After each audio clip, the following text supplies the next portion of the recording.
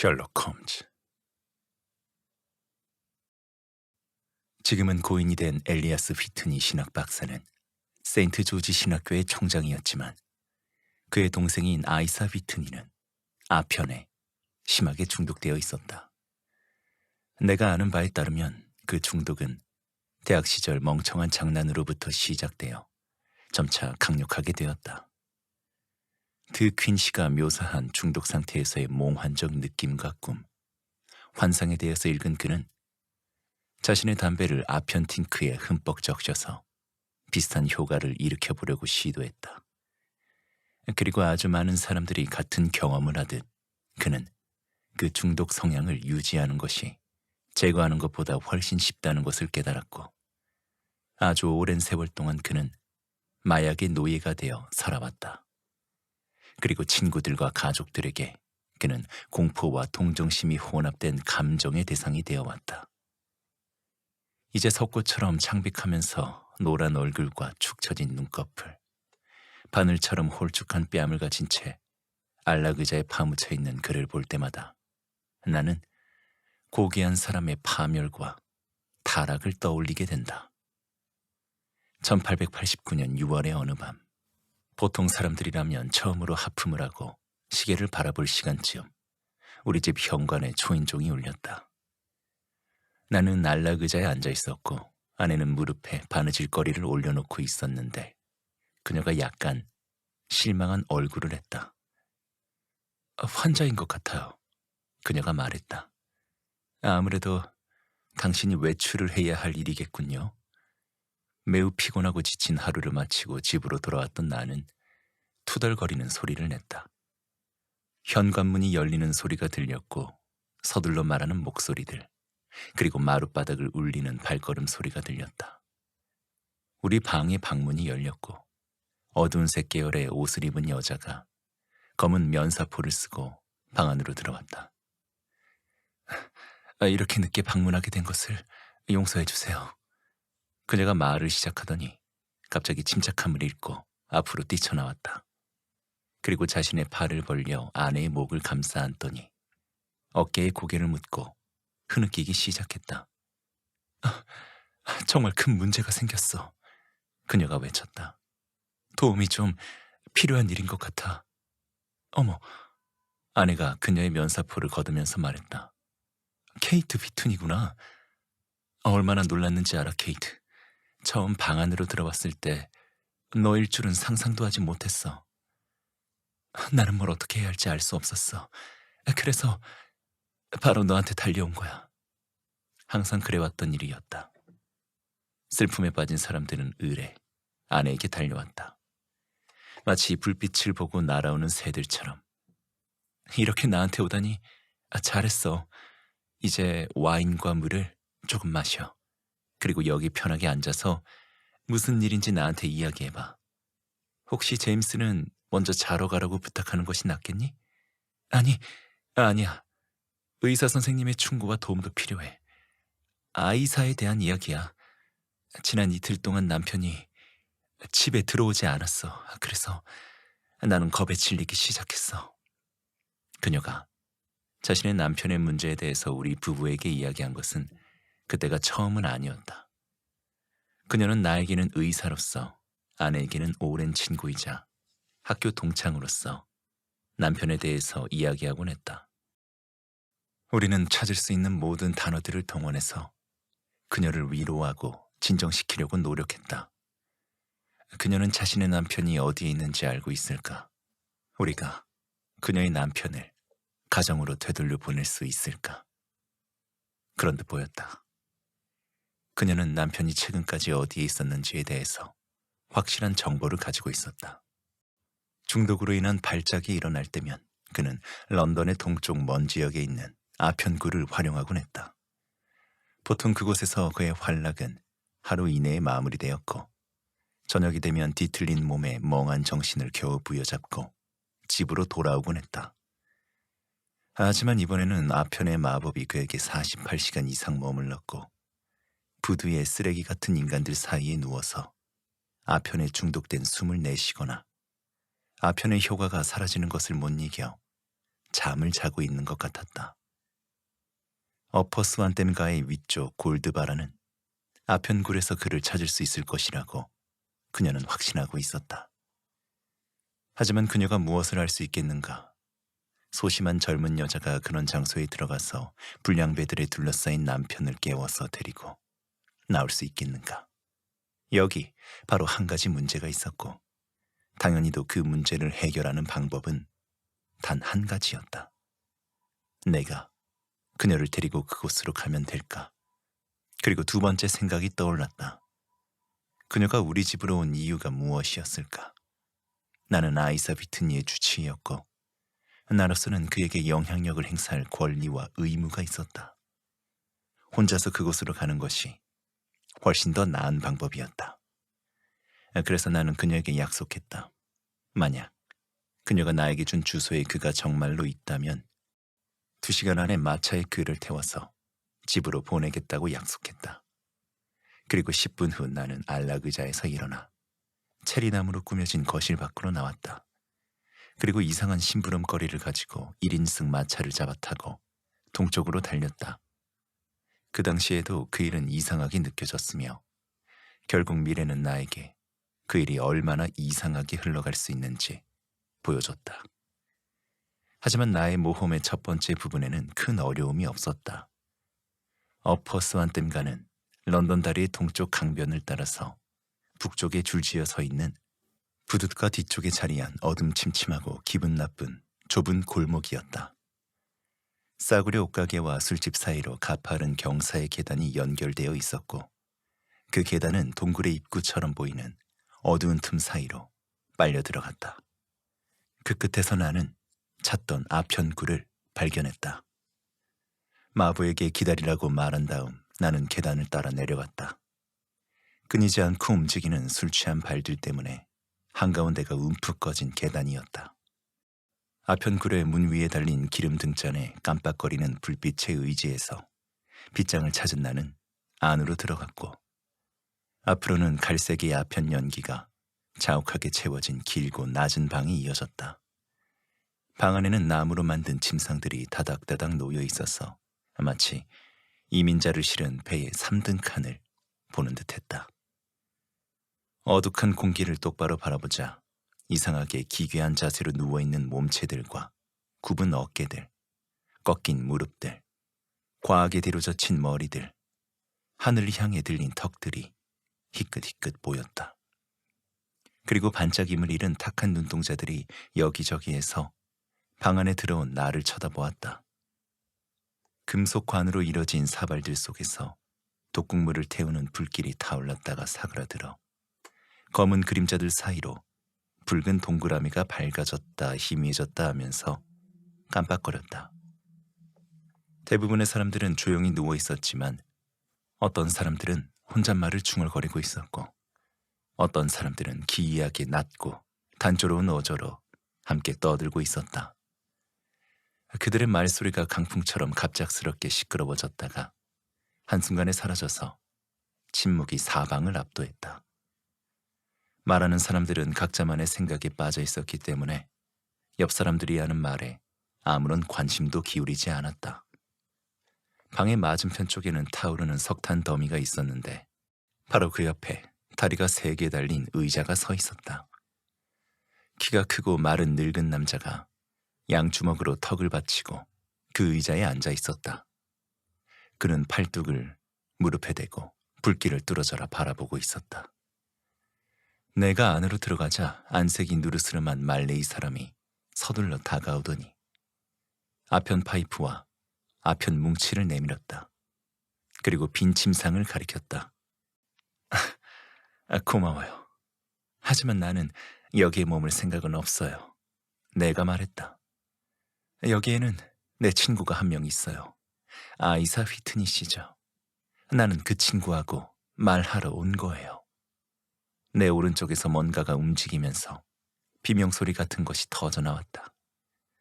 어둠침침한 공간을 한동안 바라보자 창백한 얼굴에 누더기를 걸치고 지저분한 몰골을 한 휘트니가 나를 바라보고 있는 모습이 보였다. 세상에나. 왓슨이구만. 그가 말했다. 신경세포 하나하나가 흥분해서 떨리고 있는 그의 반응은 나로 하여금 동정심이 들게 만들었다. 아, 그래, 왓슨이구나. 지금이 몇 시지? 11시가 다 됐어. 오늘이 며칠인가? 금요일이야. 6월 19일. 아, 이런 세상에나. 나는 오늘이 수요일인 줄 알았어. 분명히 수요일이었다고. 그런데 도대체 자네가 이렇게 여기에 찾아와서 나를 놀라게 만든 이유가 뭐지? 그가 팔 사이로 얼굴을 묶고 고음으로 떨리는 소리를 내면서 흐느끼기 시작했다. 다시 말하지만 오늘은 금요일이라고. 이봐, 자네 아내가 지난 이틀 동안 자네를 기다려왔어. 스스로 부끄러운 줄 알아야지. 그래. 부끄럽지. 부끄러워. 하지만 자네가 뭔가 착각을 하고 있는 것 같군, 왓슨. 나는 고작 몇 시간 여기에 머물렀어. 3대 정도만. 4대일 수도 있겠군. 피웠거든. 그래. 정확히 몇 대인지는 모르겠어. 하지만 자네하고 같이 집으로 갈 거야. 케이트를 놀라게 할 수는 없어. 불쌍한 케이트. 그래. 손을 좀 내밀어봐. 나를 좀 일으켜줘. 마차를 타고 왔나? 그래. 밖에서 기다리고 있지. 그래. 그럼 그 마차를 타고 가야겠군. 하지만 내가 돈을 낼 것이 좀 있을 거야. 내가 얼마나 내야 하는지 좀 알아봐줘, 왓슨. 너 정신이 하나도 없어. 혼자서는 아무것도 못하겠어. 2줄로 늘어서 있는 침상들 사이에 있는 좁은 틈을 따라서 나는 그 방 안쪽으로 걸어 들어가면서 그 아편굴에 지배인을 찾았다. 그러는 사이 감각을 마비시키는 마약의 사악한 연기를 들이마시지 않기 위해서 숨을 참아야만 했다. 그러던 중 화로 곁에 앉아있는 키가 큰 남자를 지나치는 순간 그가 갑자기 내 바지 아래쪽을 잡으며 낮은 목소리로 속삭였다. 그냥 내 옆을 지나쳐서 가. 그 다음에 뒤돌아서 나를 봐. 그 단어들이 내 귀에 아주 또렷하게 들렸고 나는 아래를 훑어보았다. 그 단어들은 내 옆에 있는 늙은 남자로부터 나온 것이 분명했다. 그는 마약에 취해서 반쯤 드러놓은 상태로 앉아 있었는데 매우 마르고 주름살이 가득하고 노쇠로 인해 허리가 굽은 늙은 남자였다.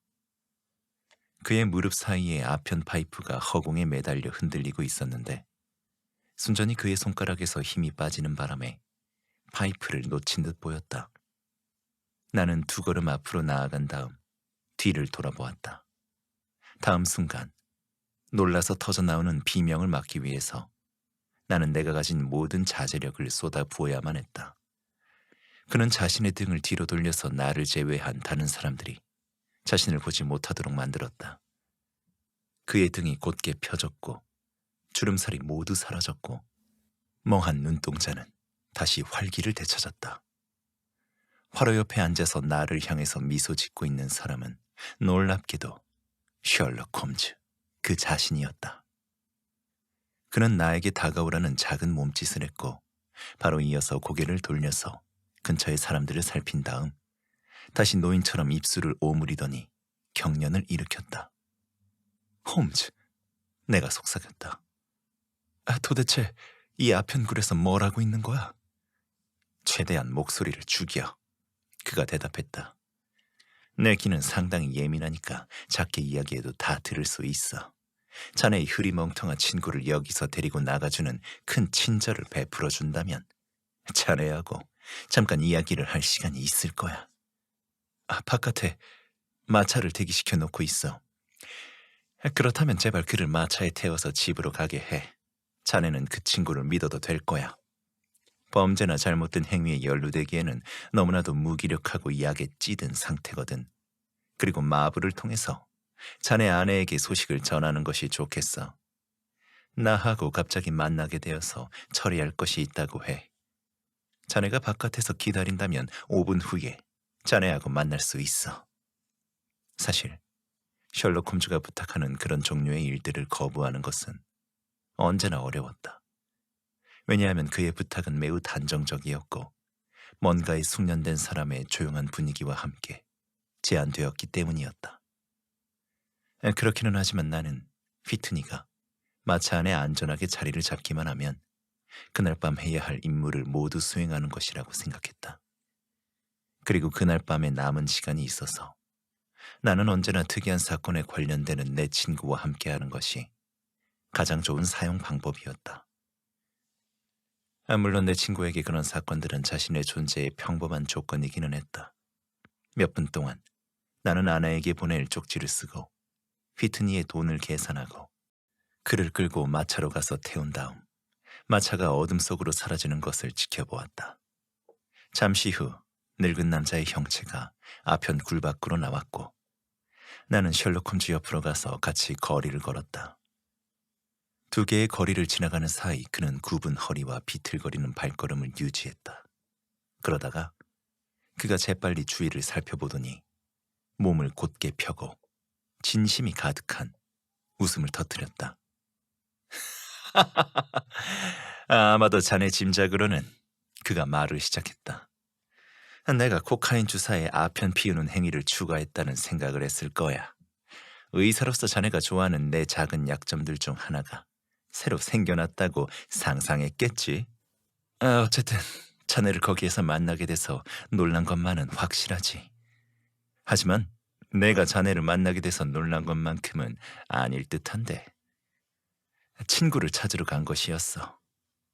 나는 내 적을 찾으러 간 것이었지. 적이라고? 그래, 나의 필연적인 적수야. 아니, 내 필연적인 먹잇감이라고 말해야 하나. 간략하게 말하자면 왓슨, 굉장히 특별한 수사를 진행 중이야. 저 중독자들이 횡설수설 내뱉는 말들 속에서 단서를 찾을 수 있을 것이라고 기대하고 있었지. 예전에도 그런 적이 몇 번 있었거든. 만약 그 아편굴에서 나를 알아보는 사람이 있었다면 1시간짜리 이용권이 아니라 내 목숨을 대가로 치렀어야 했을 거야. 왜냐하면 지금 이 수사는 나 자신을 위한 것이라고도 할 수 있거든. 저 아편굴을 운영하는 사람은 라스카라는 악당인데 그는 나에게 복수를 하겠다고 맹세했다고 들었거든. 저 건물 뒤쪽에 폴 부두의 구석에는 아래쪽 강물로 바로 떨어지는 비밀 문이 있어. 달이 없는 밤에 그 문을 통해서 어떤 것들이 나갔는지에 대해서는 몇 가지 기이한 이야기들이 존재하지. 뭐라고? 지금 시체 이야기를 하는 거야? 아, 그래. 시체지. 만약에 그 아편굴에서 죽은 사람들에게 나쁜 짓을 한 멍청한 악마 같은 놈들 하나하나에 대해서 1,000파운드의 현상금을 챙기기만 해도 굉장한 부자가 될 거야. 템즈 강변 전체를 통틀어서 저기는 가장 사악한 살인을 위한 함정이라고 할 수 있어. 네빌 세인트 클레어가 저 아편굴에 들어갔다가 다시는 나오지 못했다고 짐작하고 있어. 하지만 우리의 함정은 여기에 있지. 그가 손가락을 이 사이에 갖다 대더니 날카롭게 휘파람을 불었다. 그러자 아주 멀리에서 비슷한 휘파람 소리가 울렸고 그 뒤로 마차 바퀴 소리와 말발굽이 도로를 박차는 소리가 울려 퍼졌다. 좋아, 왓슨. 작은 마차가 어둠침침한 공간을 가르며 달려오는 동안 홈즈가 말했다. 마차의 옆에 달린 등불의 노란 불빛이 황금색 터널을 만들어내는 듯 보였다. 자네도 같이 갈 거지, 안 그래? 만약 내가 도움이 된다면. 신뢰할 수 있는 동료는 언제나 도움이 돼. 그리고 내 연대기를 기록해주는 사람은 더더욱 큰 도움이 되고. 세다르에 있는 내 방에는 침대가 2개 구비되어 있기도 해. 세다르? 그래. 그것은 세인트 클레어 씨의 저택 이름이야. 이번 사건을 수사하는 동안 거기에서 머물고 있어. 그러면 그 집은 어디에 있어? 켄트 카운트리 지역 근처에 있어. 여기로부터 약 10km 정도는 가야 하는 곳이지. 하지만 내가 아는 것이 하나도 없어. 그래, 물론 자네가 아는 것은 없지. 잠시 후면 그 사건에 대해서 모든 것들을 알게 될 거야. 좋아요, 존. 지금은 당신이 필요 없을 것 같군요. 여기 하프 크라운이 있어요. 내일 11시 정도에 나를 찾아와요. 그녀에게. 조심하라고 전해줘요. 아, 좋아요. 잘 가요. 그가 채찍을 들어 말을 내려쳤고 우리는 사람들이 보이지 않는 어두운 거리가 이어지는 길을 따라서 앞으로 달려 나아갔다. 앞으로 나아갈수록 길이 점점 넓어졌고 그러다가 난간 기둥으로 지탱되는 넓은 다리가 나왔고 그 아래로는 얼음과 물이 섞인 강물이 어두침침하게 흐르고 있었다. 그 다리를 건너자 벽돌과 회반죽으로 이뤄진 건물이 가득한 어두운 황무지가 나왔고 그 공간 속 고요함이 가끔씩 깨지는 원인은 경찰관들이 빠르게 달리면서 내는 발걸음 소리와 늦은 시간까지 거리를 헤매는 주정뱅이들의 노랫소리와 고함 소리뿐이었다. 짙은 표류물처럼 보이는 구름이 하늘을 가로질러 천천히 흘러갔고 한두 개의 별이 여기저기에서 두꺼운 구름 사이로 희미하게 깜빡거렸다. 홈즈는 아무 말도 하지 않고 마차를 몰았다. 그는 가슴에 고개를 묻고 있었는데 마치 생각에 빠진 사람의 분위기를 풍겼다. 나는 그의 옆에 앉아서 새로운 모험이 어떤 종류인지, 어떤 사건이 그의 힘을 그토록 힘겹게 소진시키고 있는지 궁금해하고 있었다. 그러나 그의 생각의 흐름을 깨는 것이 두려웠기에 아무 말도 하지 않았다. 우리는 몇 킬로미터를 달린 후 교회 주택 지구의 가장자리가 시작되는 부근에 도달했다. 그 순간 그가 몸을 흔들고 어깨를 펴고 담배 파이프에 불을 붙였다. 그것은 자신이 최선을 다해서 행동하고 있음에 만족하는 사람의 분위기였다. 자네는 정말로 침묵을 지킬 수 있는 능력의 축복을 받았어, 왓슨. 그가 말했다. 그 침묵이 자네를 엄청난 가치의 동료로 만들어주거든. 나로서는 누군가 말을 나눌 사람이 있다는 것이 정말 대단한 일이야. 왜냐하면 내 자신의 생각이 그렇게 즐거운 것들은 아니거든.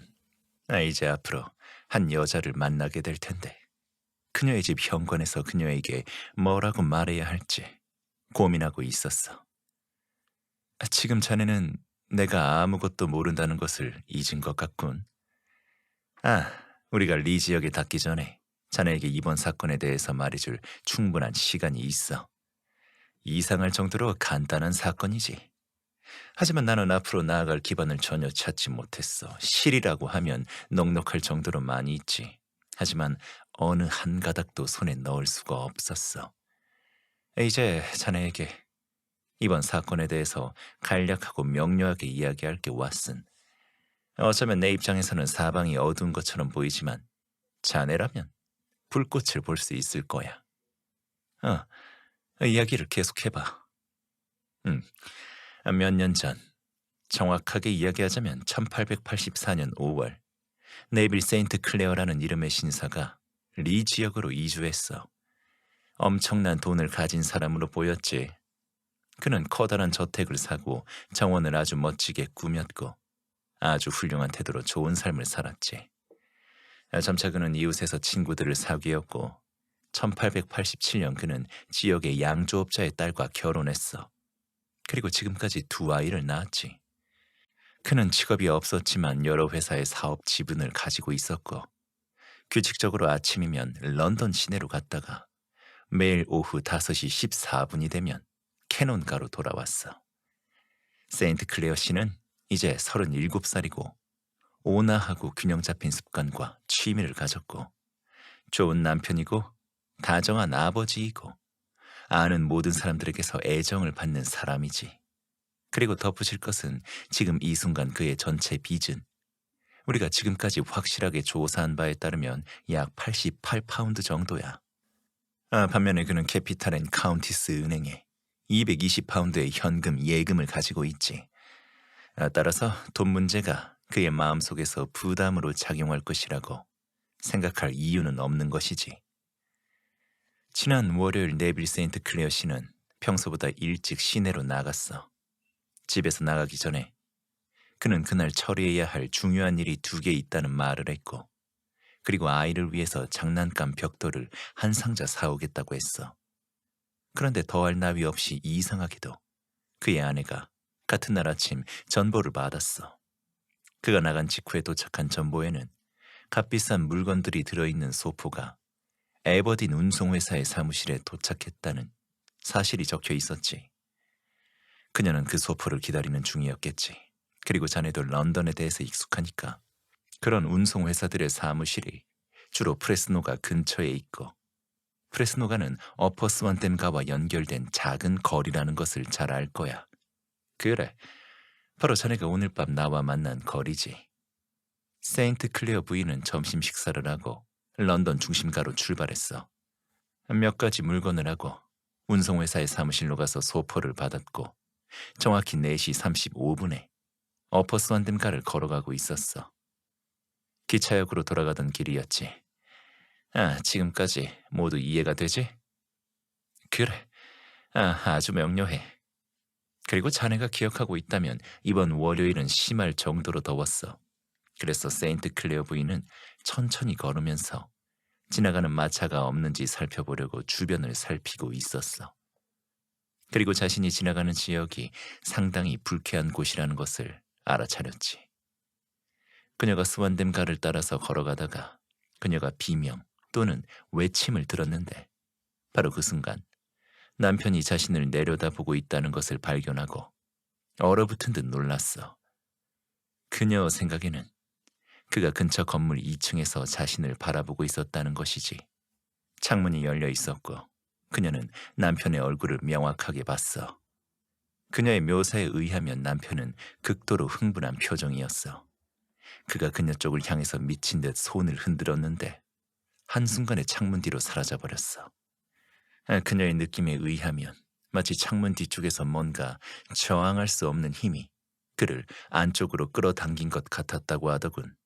그녀의 예민한 눈에 특이하게 비쳤던 것은 남편이 아침에 나갈 때 입었던 검정 외투를 입고 있었지만 옷깃도 세워져 있지 않았고 넥타이도 매고 있지 않았다는 것이었지. 남편에게 무슨 일이 벌어졌다는 것을 확신한 그녀가 그 건물에 연결된 계단 앞까지 달려갔어. 사실 그 건물은 자네가 오늘 밤 나를 발견했던 바로 그 아편굴 건물이었어. 그리고 앞쪽의 공간을 가로지른 다음 2층에 연결된 계단을 타고 올라가려고 시도했어. 하지만 계단 아래쪽에서 그녀는 라스카라는 사람과 마주쳤고, 그래, 아까 이야기한 그 악당이 맞아. 그가 그녀를 밀쳐냈어. 그리고 아편굴에서 일하는 덴마크 사람의 도움을 받아서 그녀를 거리로 쫓아냈어. 사람을 미치게 만드는 의욕과 공포에 질린 그녀는 거리를 따라서 달려갔는데 정말 대단한 행운 덕분에 그녀가 근방의 순찰구역으로 가던 경찰관들 몇 명과 형사 한 명을 만나게 되었어. 형사와 경찰관들이 그녀를 따라서 아까의 건물로 들이닥쳤고 그 집 주인의 그치지 않는 격렬한 저항에도 불구하고 길을 뚫고 안쪽으로 들어갈 수 있었어. 그리고 세인트 클리어 씨가 마지막으로 목격되었던 방까지 올라갔지. 거기에 그의 흔적은 없었어. 사실 건물의 그 층 전체에는 아무도 없었고 다만 기괴한 외모를 가진 불구자 거지 한 명만이 살고 있는 듯 보였어. 그리고 그 노숙자와 라스카 모두 그날 오후 내내 그곳에 왔던 사람은 전혀 없었다고 맹세했어. 그들의 맹세가 너무 강력했기 때문에 형사는 뒤로 물러나서 세인트 클레어 부인이 헛것을 본 것이라고 믿게 되었지. 그런데 바로 그때 그녀가 비명을 지르면서 방 한가운데 있던 탁자 위에 작은 상자 앞으로 달려가서 그 뚜껑을 찢어서 열었어. 그 안에는 장난감 벽돌이 가득 들어 있었어. 바로 아침에 남편이 아이들을 위해서 사오겠다고 약속한 바로 그 장난감이었던 거야. 이 장난감을 발견한 것과 그 노숙자가 계속 중얼거리는 앞뒤 안 맞는 소리 덕분에 형사는 그 사안이 심각하다는 것을 깨달았어. 그 방이 다시 세밀한 조사를 거쳤고 발견된 결과들은 모두 가증스러운 범죄의 존재를 암시하고 있었어. 앞쪽 방에는 별다른 가구가 없는 응접실 역할을 했고 그것은 작은 침실로 이어졌는데 침실은 부두의 뒤쪽을 굽어볼 수 있는 위치였어. 부두와 침실 창문 사이에는 아주 작은 골목이 있는데 썰물 때는 마른 상태지만 밀물 때는 물이 거의 3미터까지 차오르지. 침실 창문은 좌우로 넓은 모양이고 아래쪽에서 위로 열리는 방식이야. 조사 과정에서 핏자국이 이어져 있는 것이 창턱에서 발견되었고 침실의 나무바닥에는 점점이 흩뿌려진 핏자국이 남아 있었어. 앞쪽 방의 커튼 뒤 멀찍이 숨겨진 공간에서 네빌 세인트 클레어 씨의 옷이 모두 발견되었어. 물론 그의 외투만은 발견되지 않았지. 그의 장화와 양말, 모자, 시계까지 모두 그 안에 있었어. 그 옷 위에는 폭력의 흔적은 남아있지 않았어. 그 외에 네빌 세인트 클레어 씨의 행방에 대한 흔적은 없었어. 창문 근처에 출입구 같은 곳은 없었기 때문에 창문 밖으로 나갔을 가능성은 없었지. 그리고 곳곳에 남겨진 핏자국으로 추측해 볼 때 그가 수영을 해서 강물을 타고 나갔을 가능성도 없다고 보였지. 게다가 그 비극이 일어난 날 강물의 파도가 높았고 조류가 강했거든. 그 다음 이 사안에 관련된 악당이 누구인지 대해서는 명백해 보였지. 라스카라는 사람은 가장 사악한 이력을 가진 사람 중 하나로 알려져 있었거든. 하지만 세인트 클레어 부인의 이야기에 따르면 그녀의 남편이 창문에서 사라진 후 겨우 몇 초 후에 그는 계단 아래쪽에 나타났어.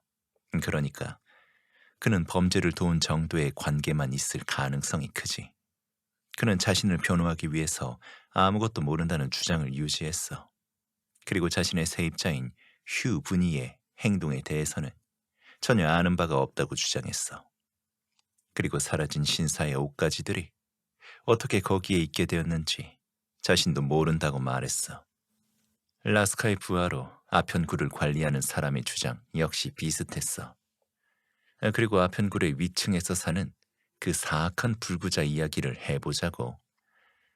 그야말로 아마도 마지막으로 네빌 세인트 클레어를 목격한 사람일 거야. 그의 이름은 휴 분이고 그의 흉측한 얼굴은 런던 시내를 많이 방문하는 사람이라면 아주 낯익을 거야. 그는 전문적인 구걸꾼이야. 하지만 경찰의 단속을 피하기 위해서 밀랍 성냥을 파는 장사꾼으로 가장하고 다니지. 스레드니들 가에서 조금 아래쪽으로 내려가다 보면 왼쪽에 아마 자네도 알고 있을 거야.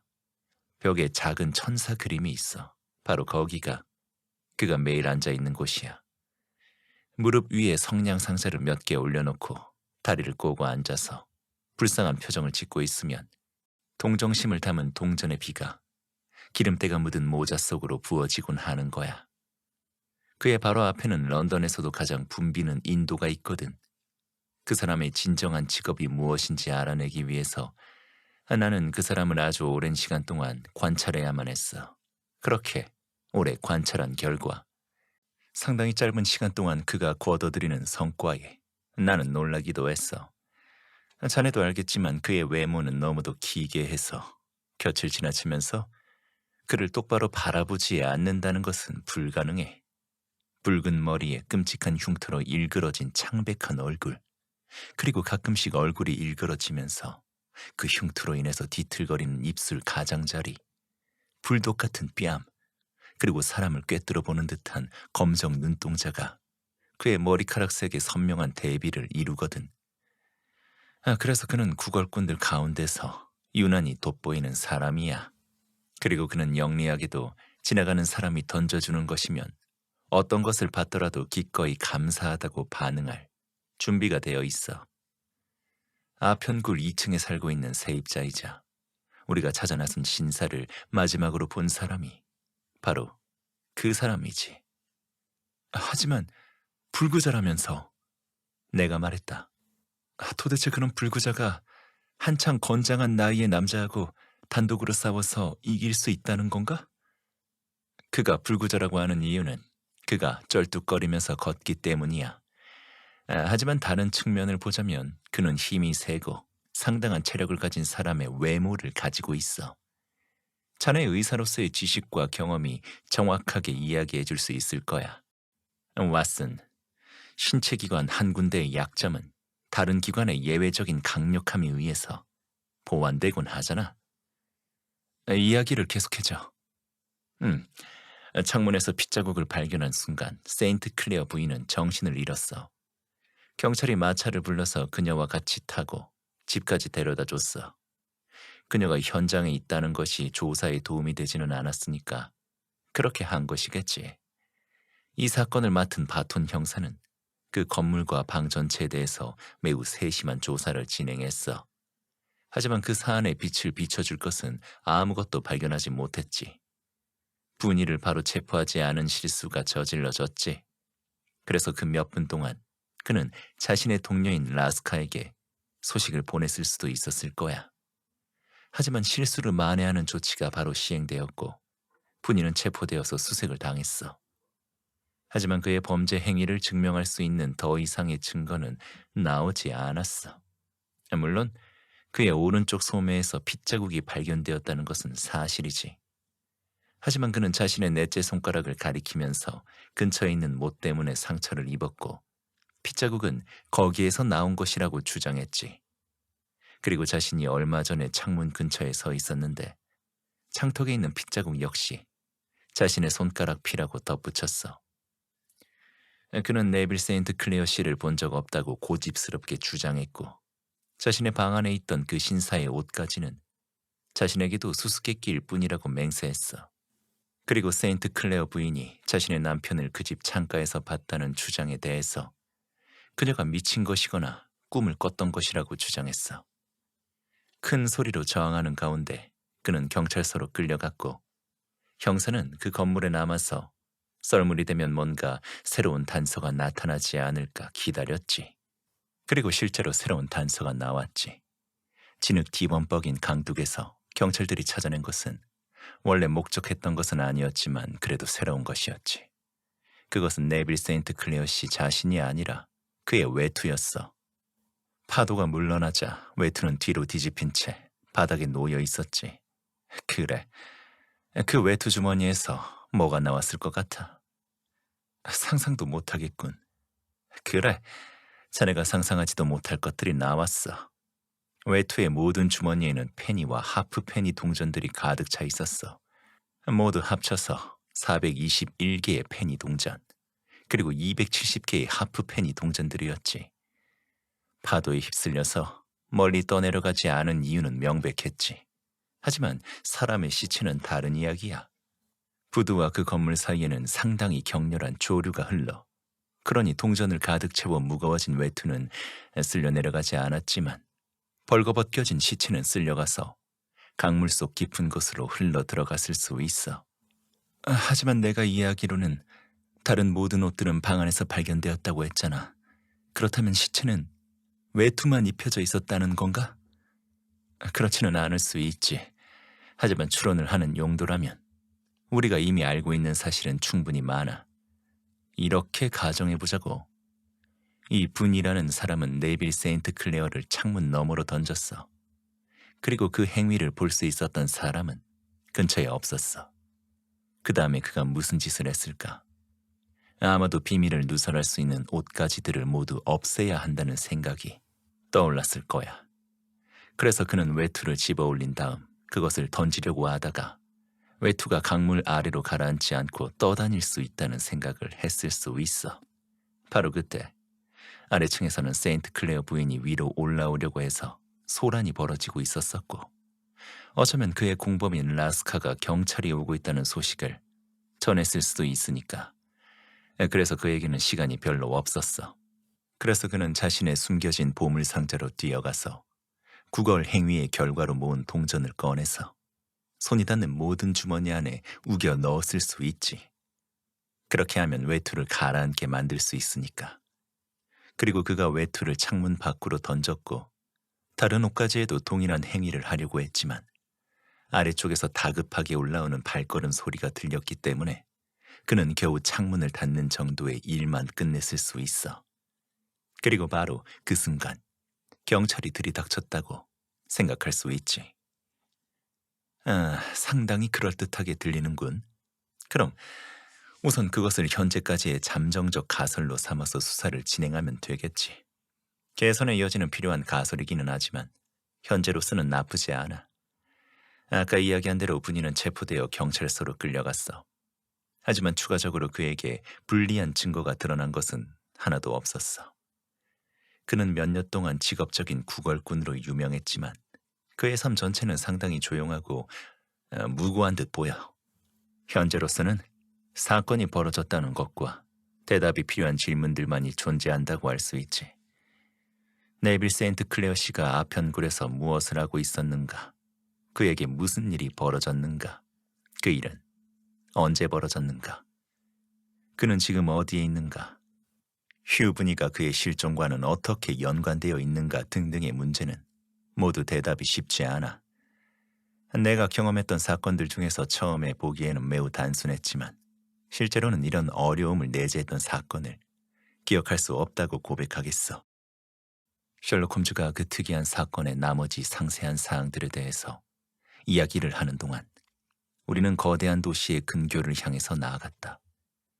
런던의 마지막 집들이 우리 뒤로 멀어져 갔고 우리 양옆으로 시골의 울타리가 펼쳐지기 시작했다. 그가 이야기를 모두 마쳤을 때 우리는 서로 멀리 떨어진 마을을 2개 통과했고 몇 개의 창문 불빛이 희미하게 반짝였다. 이제 우리는 리의 외곽 지역에 들어선 거야. 내 친구가 말했다. 이 짧은 마차 여행을 통해서 우리는 3개의 교외 지역을 통과한 것이지.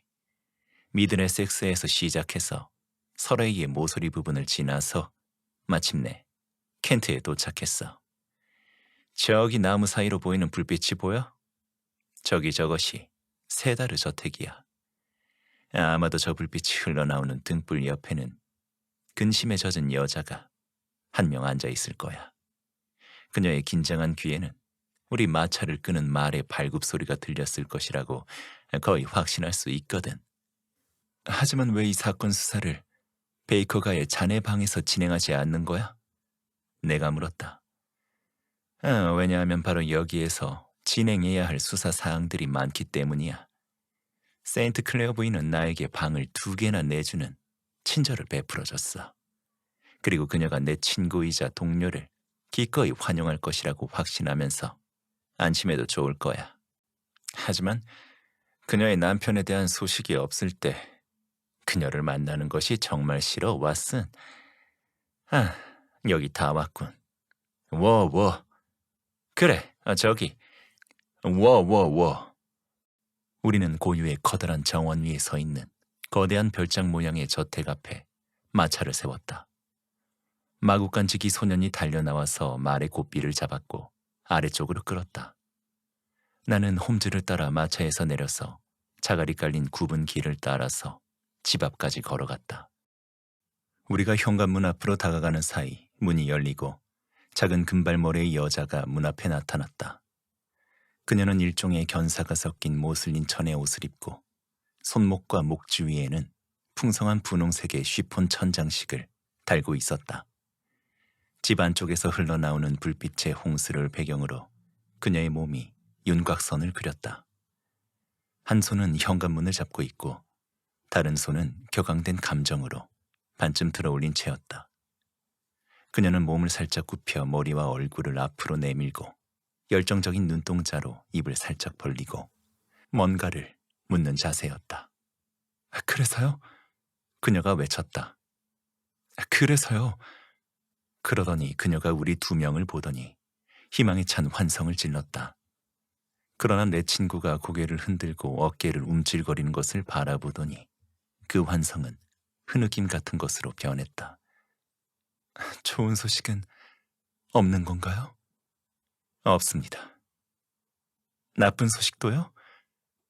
없습니다. 그것에 대해서는 정말로 주님께 감사해야겠군요. 오늘 힘든 하루였을 테니 많이 고생하시고 지치셨을 거예요. 여기 이 사람은 제 친구인 왓슨 박사입니다. 이 친구는 많은 사건에서 나에게 필수적인 도움을 주곤 했습니다. 그리고 운이 좋았던 덕분에 이 친구를 데리고 와서 사건 수사에 도움을 받을 수 있게 되었습니다. 뵙게 돼서 반갑습니다. 그녀가 내 손을 따뜻하게 잡으면서 말했다. 저희 집의 준비가 부족하더라도 너그럽게 용서해 주시리라고 믿어요. 갑자기 저희에게 벌어진 불행한 사건을 고려하신다면 그래 두시리라고 생각해요. 친애하는 부인, 내가 말했다. 저는 오랜 세월 전쟁에 다녀온 군인 출신입니다.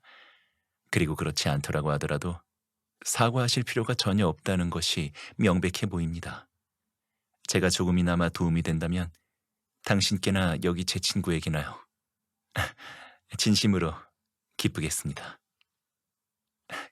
그래요. 이제 셜록 홈즈 씨?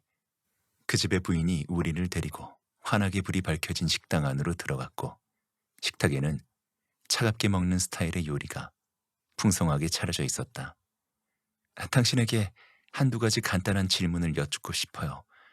그리고 아마도 당신께서는 아주 간단하게 대답해 주실 수 있을 거라고 믿어요. 뭐든지요, 부인. 제 감정이나 기분에 대해서는 크게 신경 쓰지 말아주세요. 나는 신경증이 있는 것도 아니고 쉽게 기절을 하지도 않아요. 나는 그냥 당신의 진정한 의견을 듣고 싶은 것뿐이에요. 어떤 점에서 말씀이신가요? 당신의 진정한 가슴에서 우러나온 말을 저에게 해주세요. 당신 생각에는 네빌이 아직도 살아있으리라고 생각하시나요? 셜록 홈즈는 그 질문에 매우 당황한 듯 보였다. 솔직히요. 바로 지금 대답해주세요. 그녀가 양탄자 위에 꼿꼿하게 서서 그를 절실한 시선으로 바라보면서 번복했다. 그가 팔걸이에 손을 올리고 몸을 안락의자 뒤로 묻었다. 그렇다면 솔직히 말해서 부인, 그렇게 생각하지 않습니다. 당신은 그가 죽었다고 생각하는 건가요? 그렇습니다. 살해당했다고 생각하시나요? 그렇게 말하지는 않겠습니다. 아마도. 그렇다면 언제 그는 죽음을 맞이하게 된 것인가요? 월요일이요. 그렇다면 아마도요, 홈즈 씨. 당신이라면 오늘 내가 어떻게 해서 그의 편지를 받게 되었는지 설명해 주실 수 있겠죠? 셜록 홈즈가 의자에서 벌떡 일어나 앞으로 뛰쳐나왔다. 마치 감전된 사람처럼. 뭐라고요? 그가 소리쳤다. 그래요. 오늘요. 그녀가 미소를 지으며 허공에 한 장의 종이를 들어 올렸다. 그것 좀 봐도 되겠습니까? 당연하죠. 그가 흥분한 손길로 그녀에게서 편지를 낚아챘고 그것을 식탁 위에 잘 펼친 후 등불을 가져와서 옆에 두고 자세하게 조사했다. 나는 의자에서 일어나서 그의 어깨 너머로 그 편지를 면밀하게 살폈다. 봉투는 매우 거친 재질의 종이였고 그레이브샌드 우체국 소인이 찍혀 있었다. 소인의 날짜는 바로 그날 날짜였거나 혹은 바로 그 전날 날짜였다. 자정이 넘은 시간이어서 환한 불빛 속에서도 소인 속 날짜를 알아보는 것은 쉽지 않았다. 매우 거친 필체군요. 홈즈가 중얼거렸다. 분명히 이 봉투 위 필체는 당신 남편의 필체는 아니겠죠? 그렇죠, 부인? 아닌 것이 맞아요. 하지만 안에 든 종이의 필체는 남편 것이에요. 그리고 이 봉투에 주소를 적은 사람이 누구든 간에 그 사람은 정확한 주소를 물어봤어야만 했다는 것이 보이는군요. 그것을 어떻게 아실 수 있는 건가요? 당신도 잘 보시겠지만 여기 이 이름은 완벽하게 검은 잉크로 쓰여져서 제대로 말랐습니다. 하지만 나머지 부분은 약간 회색빛을 띠고 있죠. 바로 앞지가 사용되었다는 의미죠. 만약 그 부분이 한 번에 쓰여진 다음 그 위에 앞지가 사용되었다면 어떤 부분에서 짙은 검은 윤곽이 남지 않았겠죠.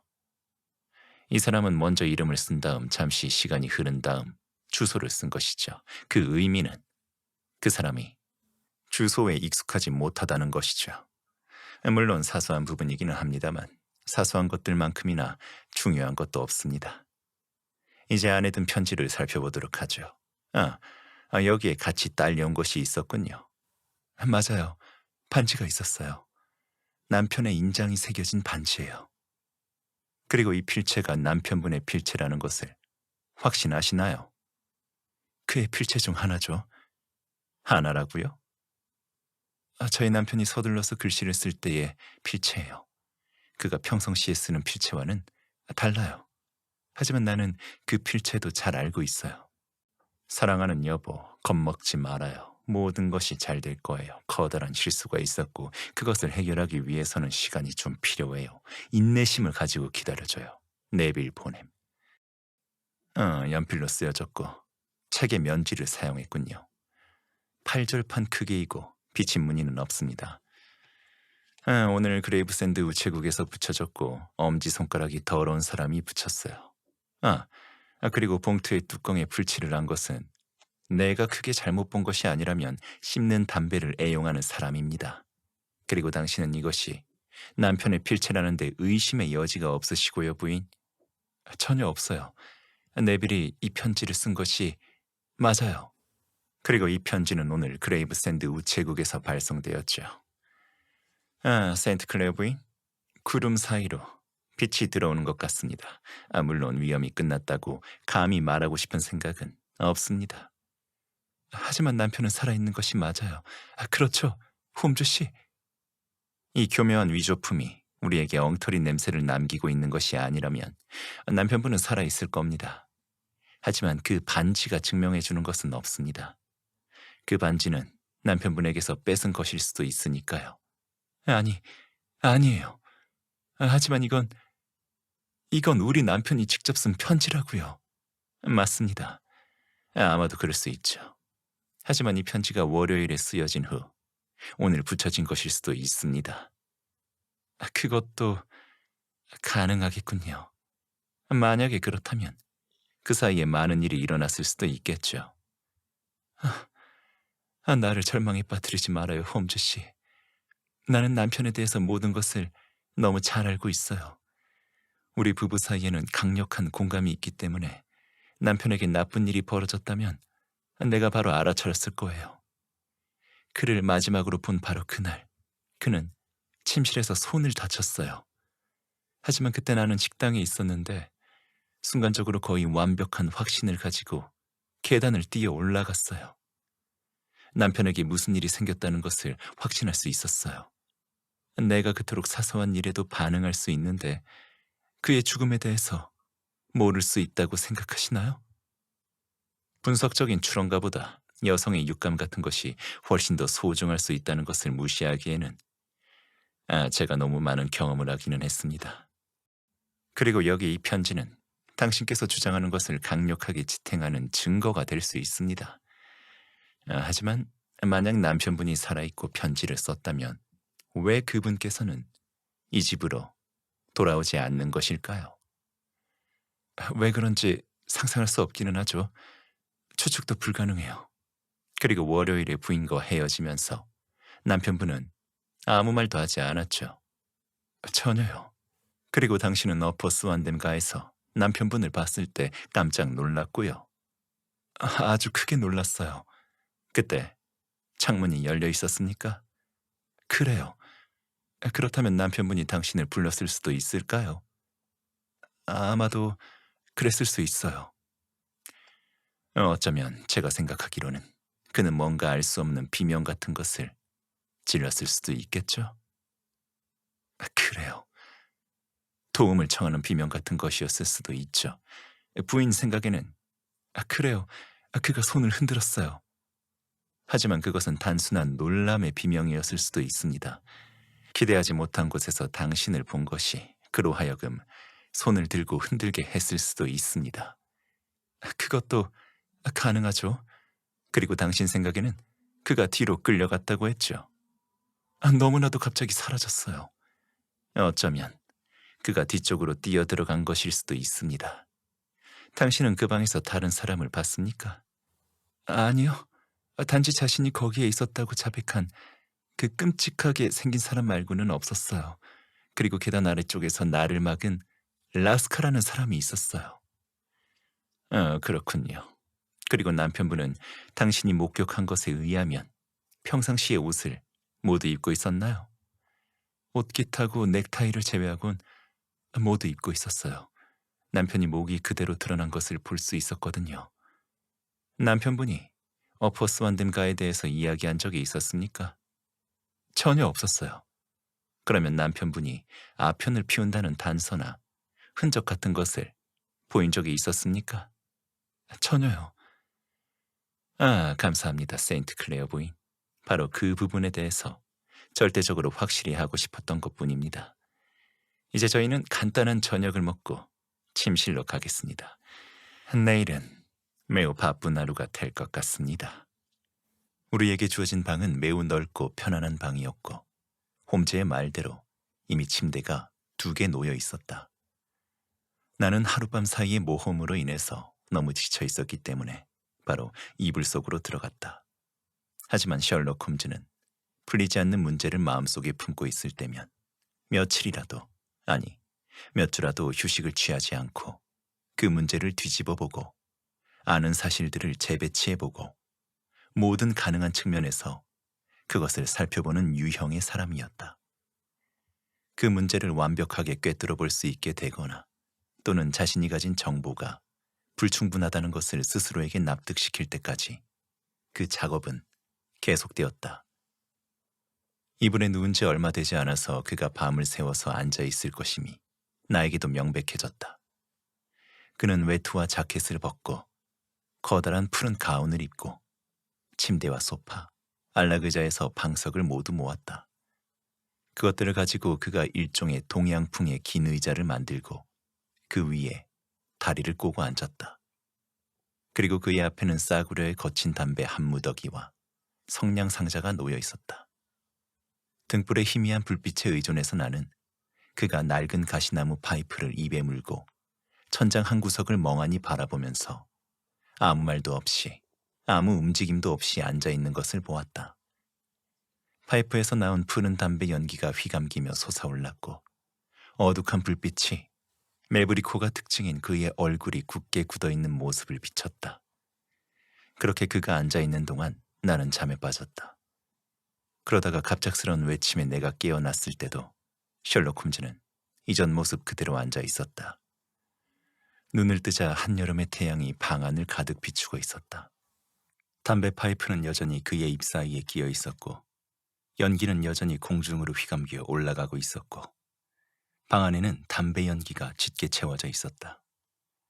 하지만 전날 밤 봤던 한 무더기의 담배는 하나도 남아있지 않았다.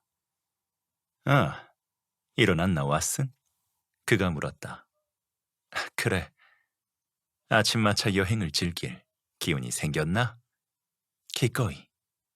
그러면 우선 옷을 입어. 아무도 아직 깨어나지 않았어. 하지만 나는 마구간지기 소년이 어디에서 자는지 알아. 그러니 바로 작은 마차를 꺼내올 수 있을 거야. 그가 그 말을 하면서 반쯤은 낄낄거리는 웃음소리를 냈고 그의 눈동자가 반짝였다. 전날의 우울한 분위기의 사색가와는 완전히 다른 사람처럼 보였다. 나는 옷을 입으면서 시계를 확인했다. 아무도 깨어나지 않았다는 사실이 놀랍지 않았다. 4시 25분이었기 때문이었다. 내가 옷을 다 입을 무렵 방 밖으로 나갔던 홈즈가 되돌아와서 마구간지기 소년이 마차에 말을 달고 있다고 전해줬다. 나는 혼자서 생각해낸 작은 이론 하나를 시험하고 싶은 거야. 그가 장화를 신으면서 말했다. 내 생각에는 왓슨, 자네는 지금 전 유럽을 통틀어 가장 멍청한 사람 앞에 있는 것이지. 누군가 와서 나를 걷어차고 그래서 차린 크로스까지 날아간다 해도 나는 아무 불평도 하지 말아야 돼. 하지만 이제 나는 이 사건의 모든 것에 대한 열쇠를 쥐고 있어. 그렇다면 그 열쇠가 어디에 있다는 거야? 욕실에 있었지. 그가 대답했다. 그래. 나는 지금 농담하는 것이 아니야. 그가 믿을 수 없다는 내 표정을 보면서 말을 이었다. 방금 전에 욕실에 다녀왔어. 그리고 그것을 꺼내서 여기, 이 글래드스톤 가방 안에 넣어놨지. 그래, 가자고 친구. 이제 우리는 그 열쇠가 자물쇠에 제대로 맞는지 확인하러 가는 거야. 우리는 최대한 조용하게 아래층으로 내려갔다. 저택 밖에서는 환한 아침 햇살이 우리를 맞이했다. 우리 앞쪽으로 뻗은 길의 시작 지점에 마차와 말이 서 있었고 옷을 반만 걸친 마구간지기 소년이 말의 고삐를 잡고 우리를 기다리고 있었다. 우리는 마차 안에 올라타서 런던로를 따라서 앞으로 달려나갔다. 거대한 도시로 야채와 과일을 실어 나르는 몇 대의 시골 마차를 지나쳤지만 도로 좌우에 늘어선 별장 형식의 저택들은 생명력을 잃은 듯한 고요함 속에 묻혀 있었다. 마치 꿈속에서 보는 도시처럼 느껴졌다. 이 특이한 사건에는 몇 가지 주목할 만한 점들이 있었지. 홈즈가 말들에게 채찍을 가볍게 쳐서 속도를 올리면서 말했다. 지금까지 나는 두더지만큼이나 눈이 멀었다는 점을 인정할 수밖에 없어. 하지만 나중에라도 지혜를 배우는 것이 아무 지혜도 배우지 못하는 것보다는 낫다고 강조하고 싶군. 우리 마차가 도시로 들어가서 서레이 지역 쪽의 거리를 질주하는 동안 가장 일찍 일어난 사람들조차도 졸린 기운을 풍기면서 창문 너머로 우리를 바라보았다. 워털루 브릿지 로를 타고서 템즈강을 건넌 우리는 웰링턴가를 타고 계속 달리다가 급하게 우회전을 했다. 우리가 도달한 곳은 바우가였다. 셜록 홈즈는 그곳의 경찰서에서 널리 알려진 사람이었기 때문에 그를 본 경찰관 2명이 그에게 경례했다. 그들 중 하나가 마차의 말고삐를 잡았고 다른 하나가 우리를 안으로 안내했다. 누가 당직인가요? 홈즈가 물었다. 브래드 스트리트 경위입니다. 홈즈 씨. 아, 브래드 스트리트 씨. 안녕하십니까. 우리가 걸어오는 동안 튀어나올 돌로 장식된 복도 사이로 키가 크고 튼튼한 몸의 형사가 우리 쪽으로 걸어왔다. 그는 뾰족한 모자에 가슴에 장식이 달린 경찰 제복을 입고 있었다. 당신하고 조용히 할 이야기가 있습니다. 브래드 스트리트 경위님. 물론이죠, 홈즈 씨. 여기 제 방으로 가서 이야기하시죠. 그 방은 작지만 사무실처럼 장비가 갖춰져 있었다. 책상 위에는 거대한 기록부가 놓여 있었고 벽 한쪽에는 전화기가 튀어나와 있었다. 형사가 자신의 책상 앞에 앉았다. 뭘 도와드릴까요, 홈즈 씨? 그 분이라는 구걸꾼 때문에 경찰서를 방문했습니다. 리 지역의 네빌 세인트 클레어 씨의 실종과 관련된 혐의를 받고 있는 사람이죠. 그래요. 그 사람은 여기에 끌려왔다가 추가적인 신문을 위해서 지금 구류 상태에 있죠. 나도 그렇게 들었습니다.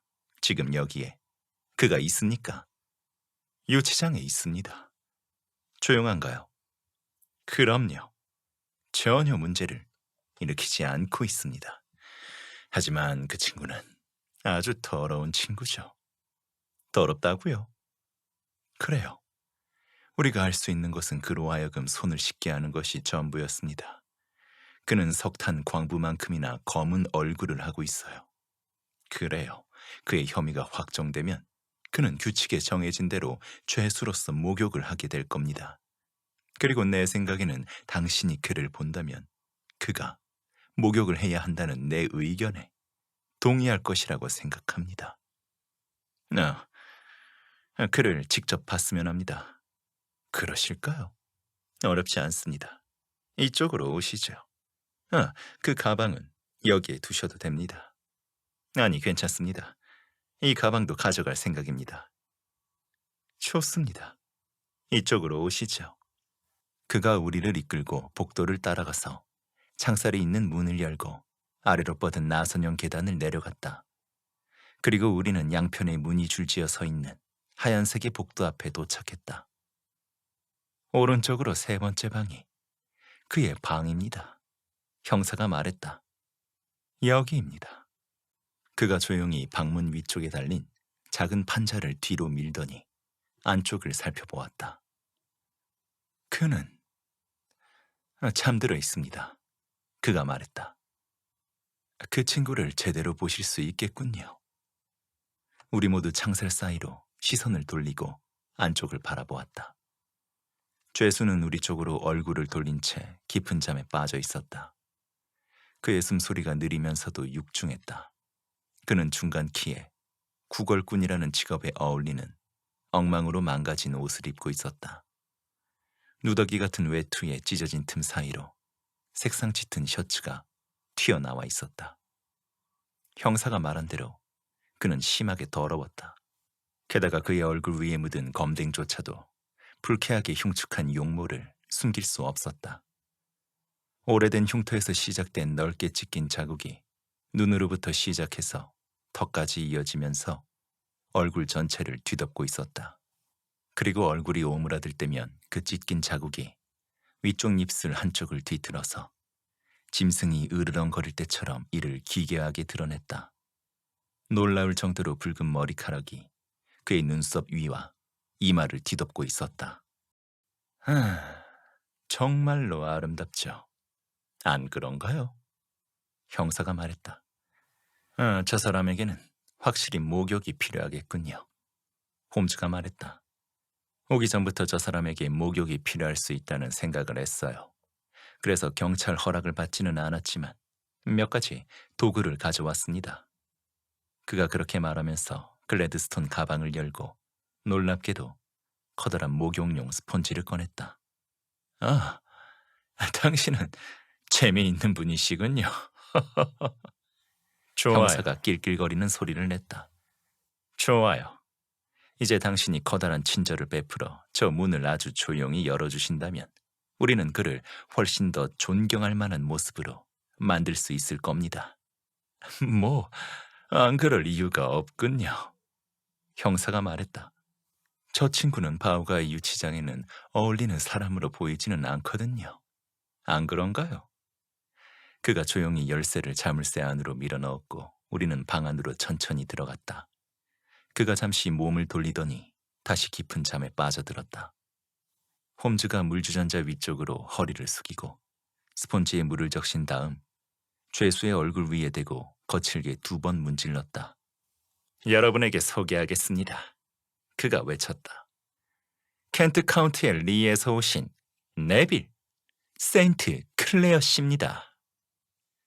내 평생에 그런 광경을 본 적은 없었다. 스폰지를 문지르자 그 남자의 얼굴 껍질이 마치 나무 기둥에서 껍질이 벗겨지듯 떨어져 나왔다. 거친 갈색의 검댕 같은 것은 사라졌다. 얼굴에 짐승 같은 불쾌한 냉소를 만들어내던 뒤틀린 입술 역시 사라졌다. 홈즈가 그의 머리카락을 한번 잡아당기자 뒤엉킨 빨간 머리카락이 사라지고 창백하고 슬픈 표정에 그러나 잘생긴 남자의 얼굴이 드러났다. 그가 침대에서 일어나 걸터 앉았다. 그의 머리카락은 검은색이었고 피부는 부드러웠다. 그가 눈을 비비면서 당황스러움과 졸음에 뒤섞인 눈으로 주변을 둘러보았다. 그리고 자신의 변장이 들통났다는 것을 불현듯 깨달은 그가 비명을 지르면서 몸을 옆으로 던져 베개 사이로 얼굴을 파묻었다.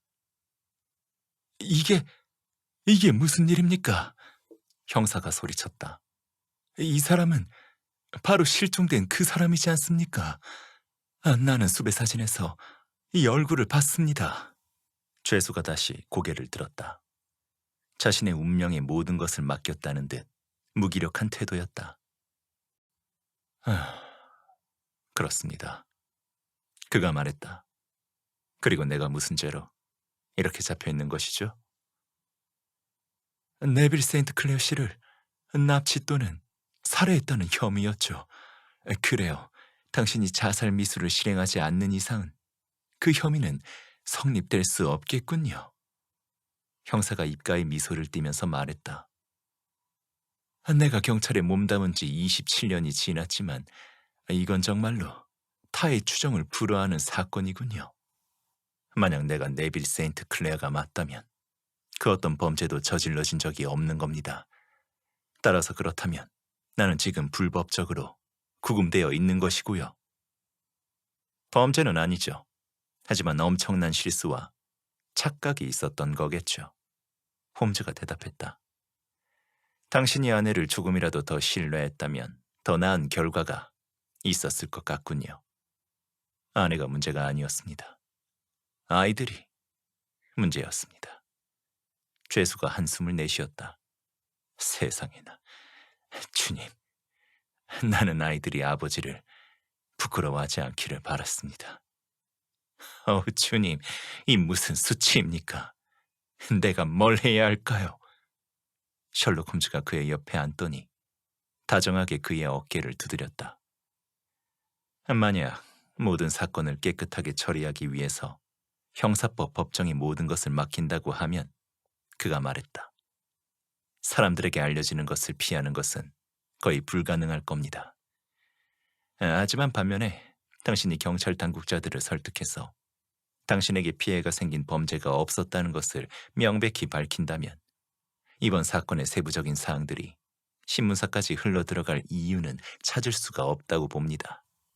브래드 스트리트 경위님께서 지금 당신이 우리에게 앞으로 말해줄 모든 것을 기록한 다음 적절한 직책의 상급자에게 보고해 줄 것이라고 믿습니다.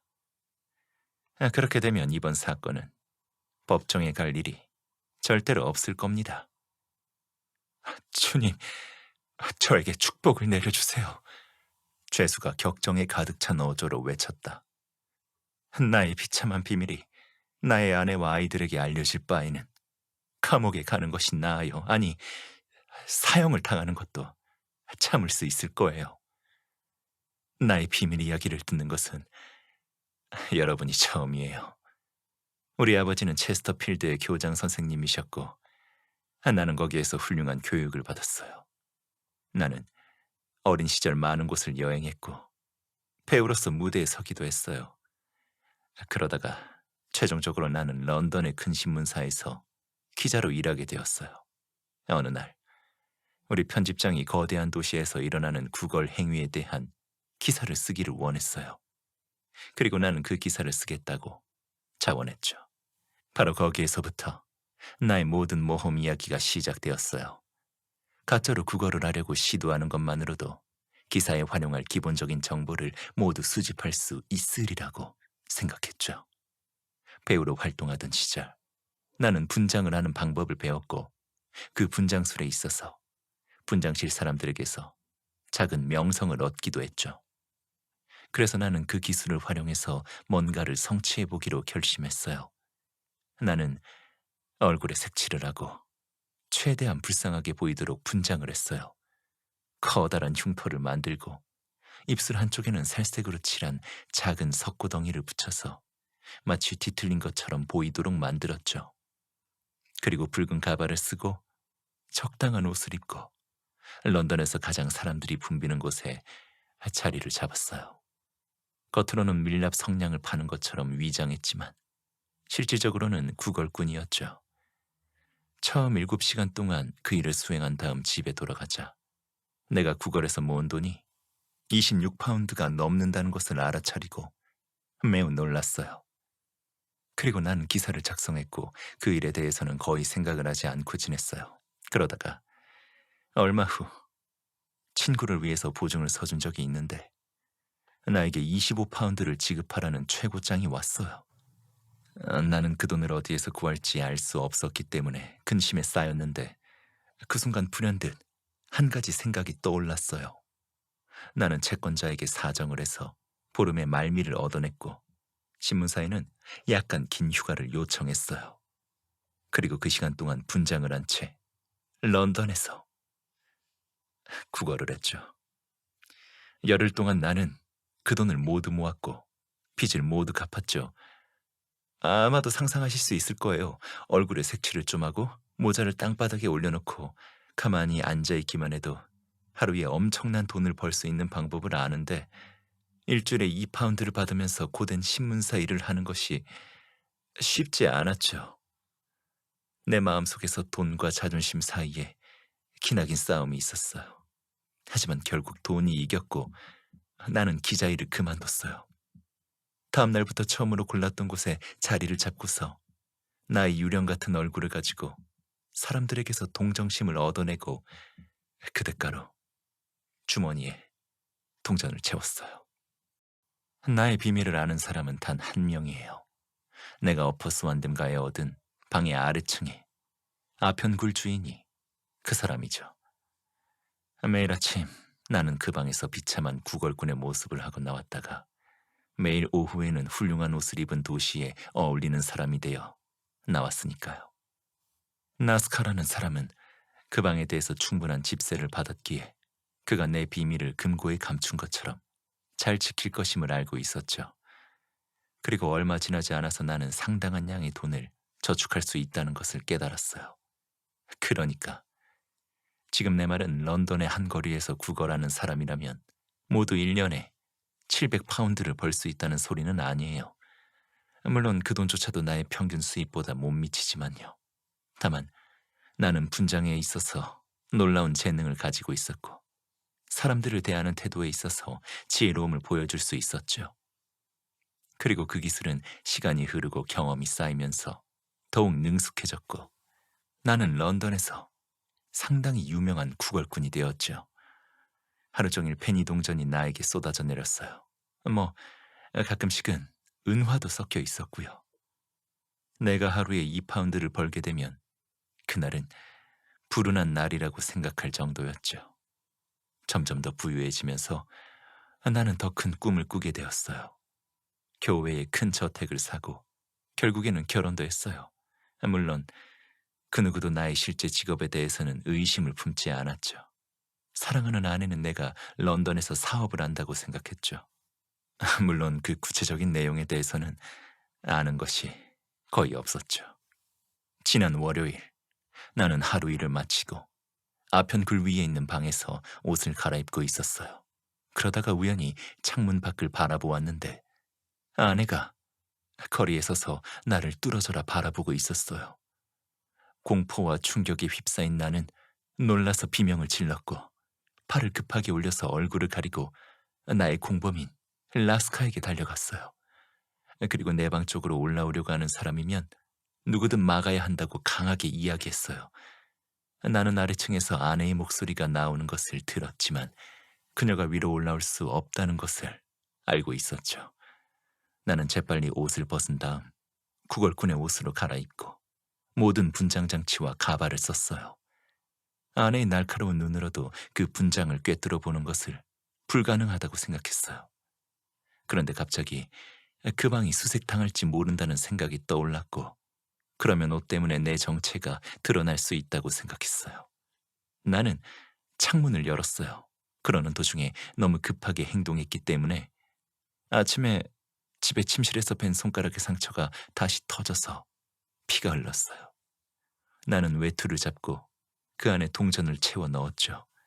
보통은 구걸에서 모은 돈을 외투에 넣은 다음 그 방으로 돌아가서 작은 가죽 가방에 넣었는데 그 동전들을 다시 빼내서 외투에 넣었죠. 나는 그것을 창문 밖으로 던졌고 외투는 템즈 강물 속으로 사라졌어요. 다른 옷들도 던지려고 했지만 바로 그 순간 경찰관들이 계단으로 돌진해 올라왔어요. 그리고 몇십 초 후 나는 그 사람들과 마주쳤죠. 하지만 다행스럽게도 나는 네빌 세인트 클레어 씨가 아니라 구걸꾼으로 인식되었고 살인자로 체포되었죠. 이것 외에 내가 설명할 것이 더 남아있는지 잘 모르겠어요. 나는 최대한 오래 이 분장을 유지하기로 결심했어요. 그래서 나는 얼굴을 씻지 않았어요. 그리고 아내가 끔찍한 공포와 걱정 속에서 지낼 것을 짐작했기 때문에 나는 반지를 빼서 그것을 라스카에게 건넸어요. 그리고 경찰관들이 지켜보지 않는 사이에 급하게 편지를 써서 같이 줬어요. 아내에게 걱정하거나 겁에 질릴 필요가 없다는 내용의 편지였죠. 그 편지는 어제 아내분에게 도착했습니다. 세상에나, 그동안 아내가 얼마나 고통스러운 시간을 보냈을까요? 그리고 우리 경찰에서는 그 라스카라는 친구를 계속해서 감시하고 있었습니다. 브래드 스트리트 형사가 말했다. 그러니 감시를 피해서 그 편지를 붙이는 것이 상당히 어려웠으리라고 충분히 예상할 수 있겠군요. 아마도 그는 자신의 손님 중 한 명에게 그 편지를 부탁했을 것이고 그 손님은 며칠 동안 그 편지를 잊고 있었을 겁니다. 아마도 그렇게 된 것 같군요. 홈즈가 모든 것을 이해했다는 듯 고개를 끄덕이며 말했다. 의심의 여지가 없습니다. 하지만 당신은 구걸 행위로 인해서 체포된 적이 한 번도 없었나요? 여러 번 있었어요. 하지만 그 벌금이 나에게 무슨 의미가 있었겠어요. 하지만 이제 그 일을 이 정도에서 멈춰줘야 합니다. 브래드 스트리트 형사가 말했다. 만약 경찰선에서 이 일을 정리하기를 바란다면 더 이상 휴 분이라는 구걸꾼은 존재해서는 안 됩니다. 인간이 할 수 있는 가장 엄숙한 맹세를 하겠습니다. 그렇다면 제 입장에서도 더 이상 취할 행동은 없을 가능성이 크겠죠. 하지만 당신이 또다시 구걸하는 것이 목격된다면 모든 일이 다시 드러날 겁니다. 홈즈 씨, 이번 사건을 깨끗하게 처리할 수 있도록 도와주신 것 덕분에 큰 빚을 졌습니다. 당신이 어떻게 그런 결론에 도달하게 되었는지 알고 싶군요. 이번 사건의 결론에 도달한 것은 이렇습니다. 내 친구가 말했다. 5개의 베개를 쌓아서 그 위에 앉은 다음 한 무더기의 담배를 피운 결과라고 할 수 있죠. 내 생각에는 왓슨, 베이커가로 지금 가면 허드슨 부인의 아침 식사를 먹을 수 있을 것 같군.